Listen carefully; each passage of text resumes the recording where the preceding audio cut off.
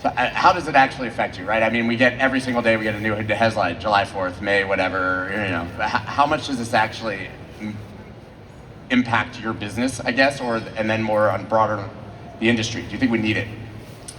So in order for us to operate, you know, Clarity pass, doesn't pass, it's actually not going to affect our operations really much at all. I think for everybody at this conference, though, you need clarity.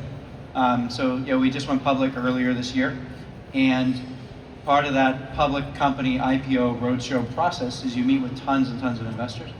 And these investors have mostly been on the sidelines for digital assets. Obviously, there hadn't been a lot of digital asset public companies in the previous administration. So they just haven't seen a lot.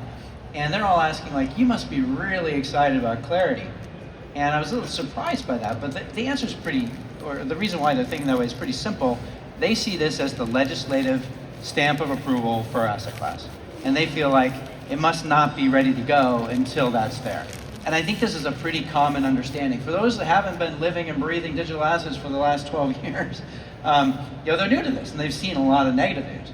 But once we have Clarity, that is a legislated, we want to see digital assets have a path, and it puts that forward. So it's good for all of us because it allows everyone to participate. I think when you look at Morgan Stanley coming in, they are already making a prediction bet that they think it's going to come in. I think for firms like theirs, it's pretty difficult to actually make that leap where you come into a digital asset space in a heavy way when there's not that legislative path forward. It's interesting that in 2026, we still look back to laws from 1936 to determine what we can and can't do.